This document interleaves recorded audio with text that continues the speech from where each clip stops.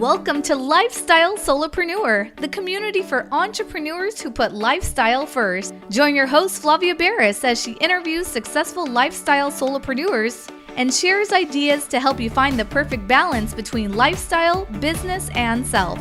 Flavia is an attorney, marketing expert, and founder of several online academies. She's been featured in major media, including BBC World News, The Wall Street Journal, The New York Post, ESPN Television, and more. Join us for this episode of Lifestyle Solopreneur. Hey, Lifestyle Solopreneurs. Today we get to speak with Corey Walker.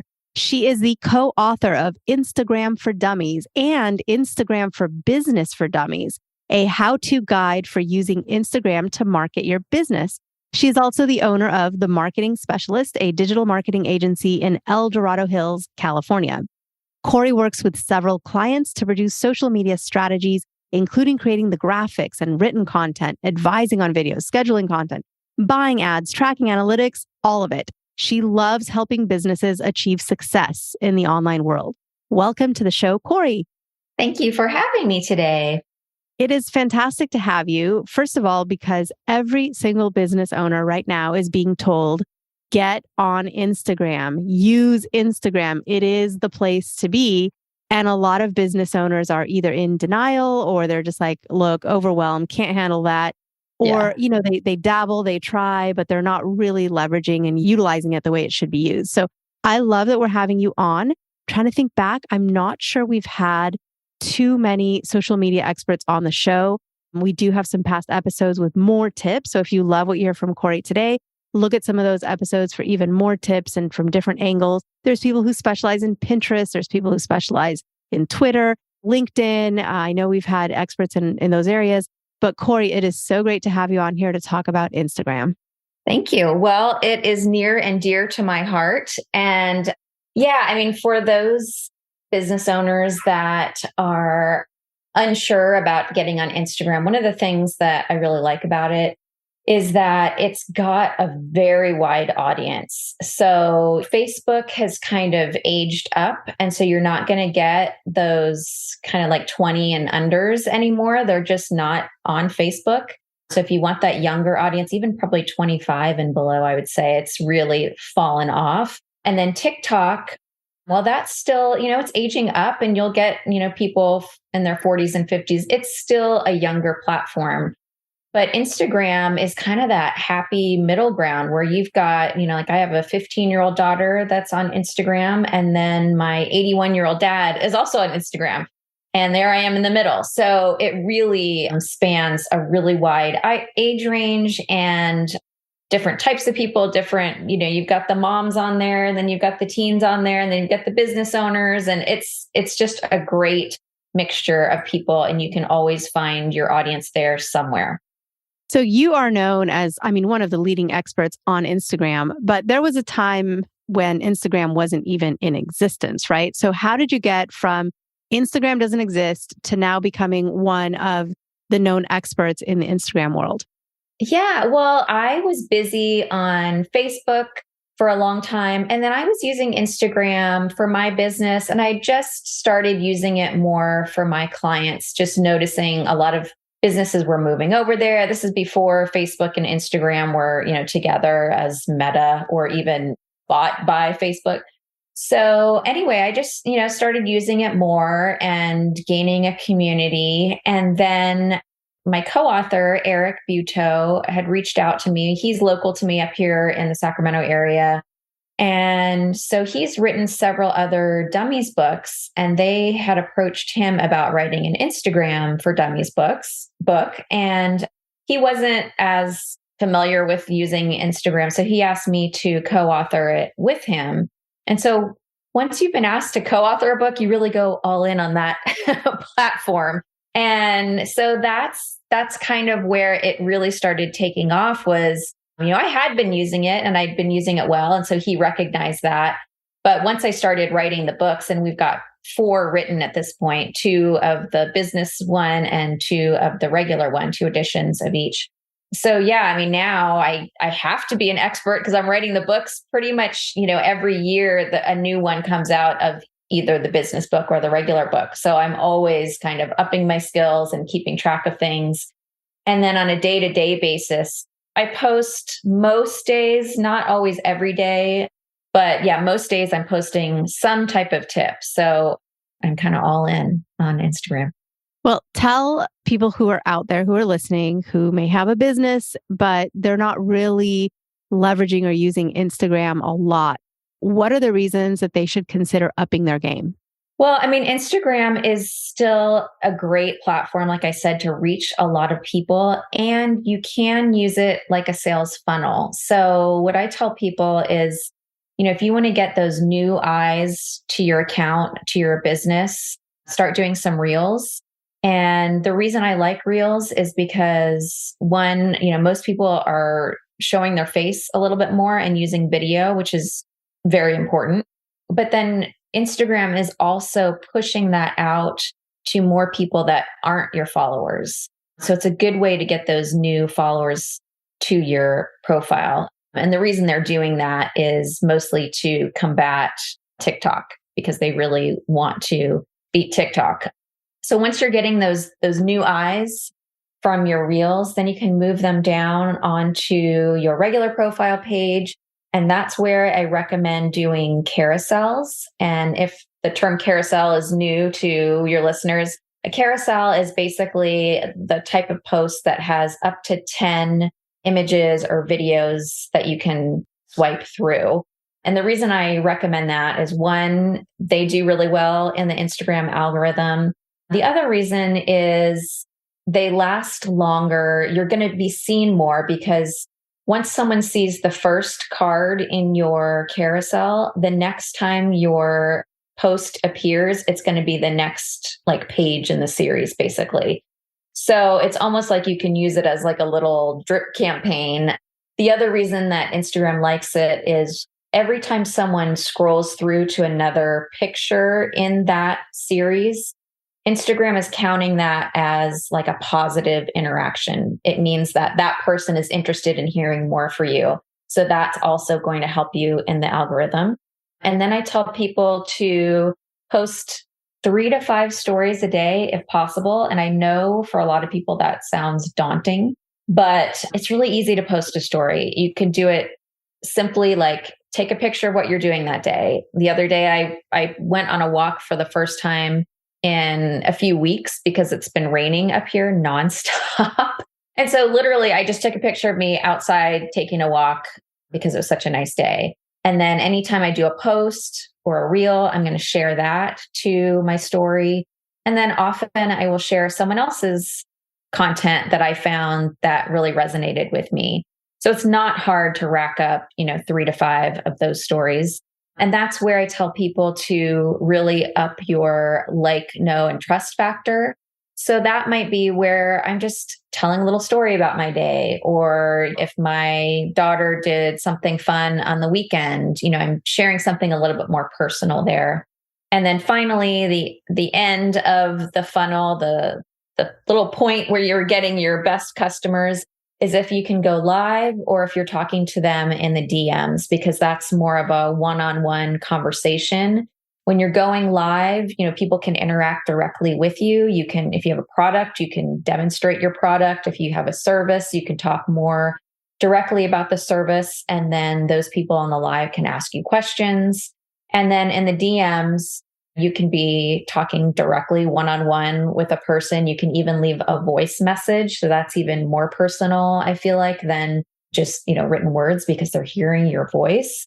So it's a great way if you're familiar with using a funnel. Instagram can be used that way. And I like to use it for all of my clients to get people to really know them better, especially if it's kind of like a coach or one-on-one type of business. So if a business owner is thinking of focusing on just 2 or 3 social media channels, because there's so much you can do. You can make a YouTube channel. You can have a great Twitter account. You can have a great Facebook profile. You could have not only just a business page, but a personal profile on Facebook. Mm-hmm. There's Instagram, there's TikTok, of course, so many different ways. And especially solopreneurs, a lot of listeners of this show, they are a one-man or a one-woman show, and they do it all. They're their own sales department, own marketing department, and they service to clients. So for anybody that's trying to figure out, okay, where will I get the most bang for my buck? What sort of mix of social media? And you might be biased, right? Because you love Instagram. That's what you teach. So I'm sure Instagram is on the list, but would you expand that list to any other channels? Yeah, I mean, it does depend on what type of business you are, but I actually have a lot of success with my Instagram, LinkedIn mix, which might surprise you. But when I'm trying to reach, one-on-one more people and more business people, I really love LinkedIn. So I like the Instagram, LinkedIn mix for that one-on-one thing. And I'm reaching a lot of other business owners that might need my services on LinkedIn. Now, if you're, a fitness coach, then you might love Instagram plus TikTok and be showing lots of video of, different exercises that you're doing or different nutrition, different meals that you're making. So it does depend a bit on your audience.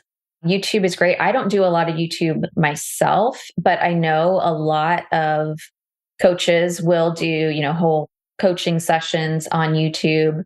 Another tip is if you are going to do, say, like an Instagram reel, that format is exactly the same, whether you're doing a reel or you're doing, Pinterest now even has video that's the same size. YouTube Shorts is the same size and TikTok is the same size. So if you create one video, and especially if you do it in another app, like say you create it in CapCut, which is a good editing app, you could upload that to all four using something like Hootsuite or Later, which is a scheduling app. You could just shoot it up on all four. So there's lots of ways you can do it. I'm really big into repurposing content and making the most of it.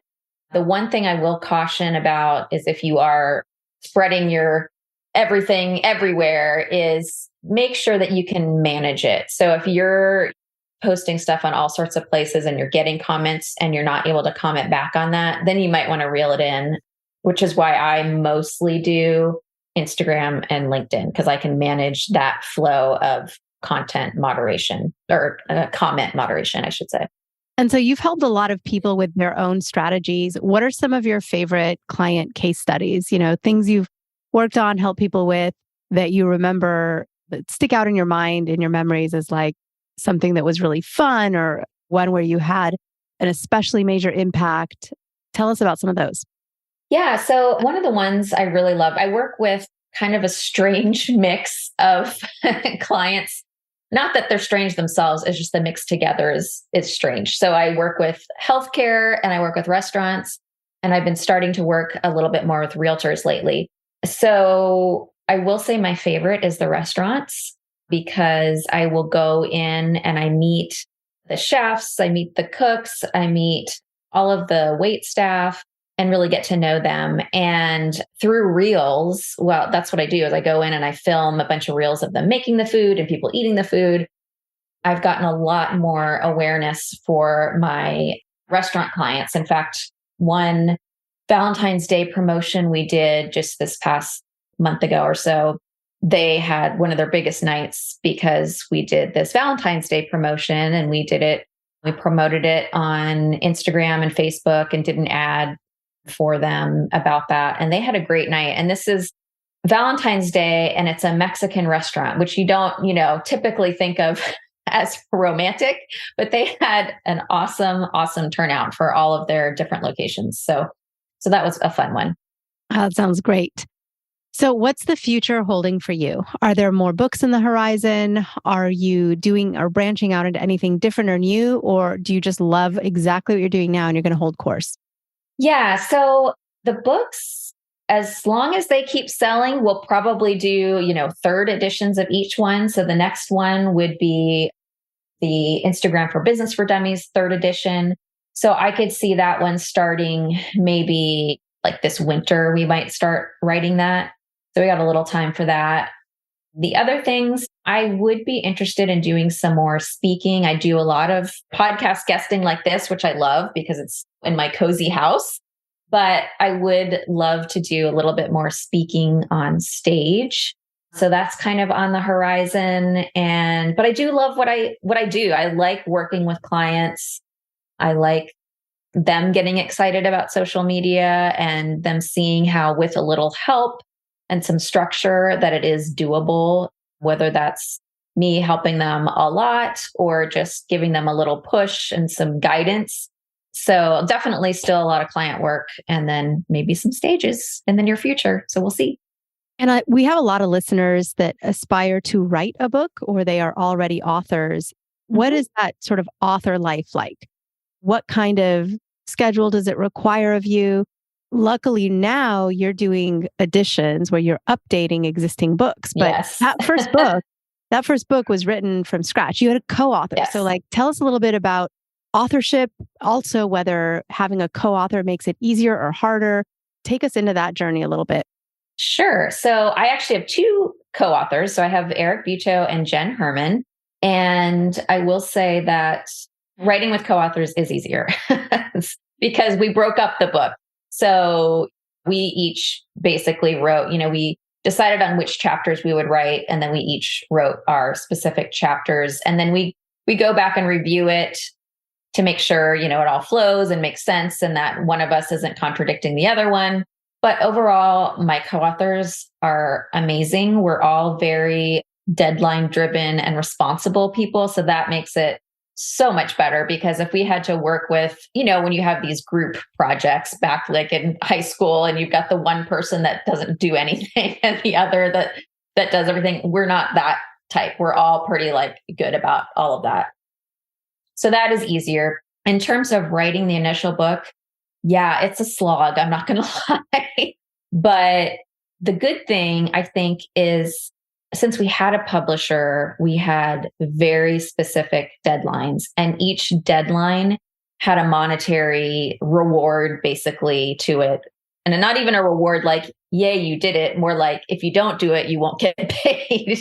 So that is definitely a motivation to get your stuff in on time, is getting paid and getting those checks on a regular basis once you reach your milestones. So I know people that are writing their own books, you don't necessarily have that push. And I will say, if I had to write this on my own, it would probably still be on chapter 1. So if you're not writing for a publisher, if you are self-publishing, I would say get some kind of either coach or just another business friend. Maybe it's another person that they're trying to write a book, and get an accountability partner that is going to just kind of whip your butt into shape and say, okay, you said you'd have this many pages in, where is it? Because otherwise it's so easy to just put it to the side and say, oh, I have these clients this week, so I don't have time to do that. Another thing, one of my friends that wrote a book and she was self-publishing, she basically had her end deadline, say, was 6 months from now. And she would calculate, okay, well, that means I have to write, 5 pages every day. And so she would get up an hour early, or she just wouldn't really start her day until she'd done that 1 hour and she could write her 5 pages. And she knew, well, okay, if I don't write 5 pages today, I'm going to have to write 10 pages tomorrow. And so that fact alone was like, okay, I need to stick to my 5 pages a day schedule. So that's something for people to think about. And yeah, other than that, writing revisions, writing new editions is so much easier. I mean, I will say that the Instagram, it has changed so much that each one, we do have a lot of rewriting to do, but you still have the foundation there. So it makes it so much easier. So I think did that answer all your questions?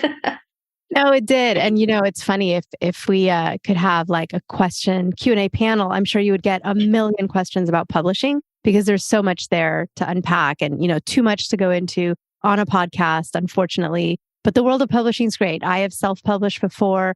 I have a lot of experience talking to people who have book agents, and it's this whole world. It really is. Yeah.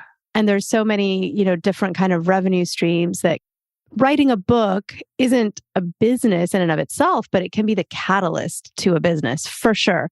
Oh, and you've done that. So how does the book help you in your consulting?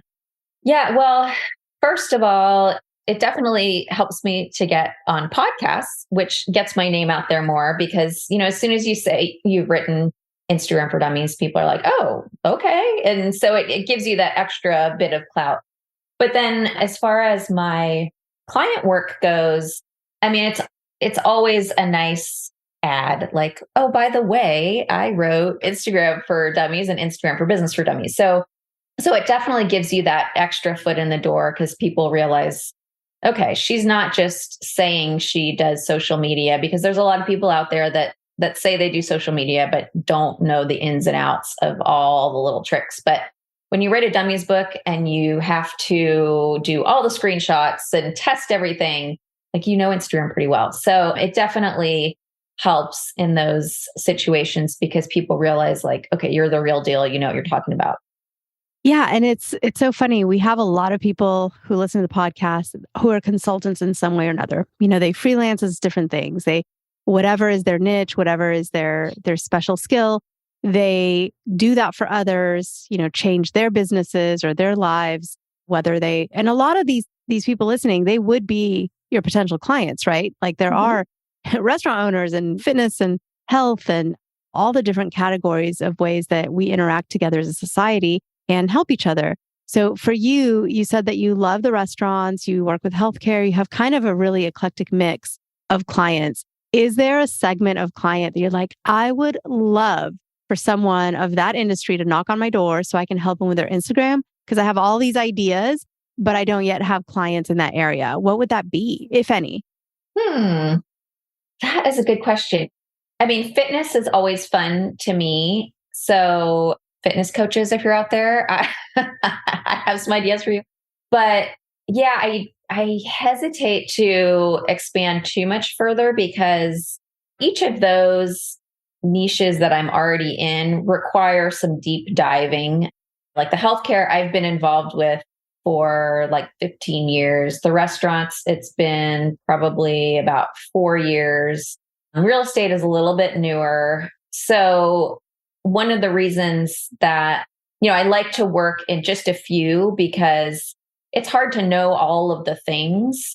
And once you really deep dive into an industry, then it makes, content writing easier and everything flows better because you know the lingo and what people are thinking within the industry. So that's the only thing is I hesitate to do too many crazy different new areas. And how has AI, artificial intelligence, and all those new writing software changed or improved, or, how has that affected your area of expertise?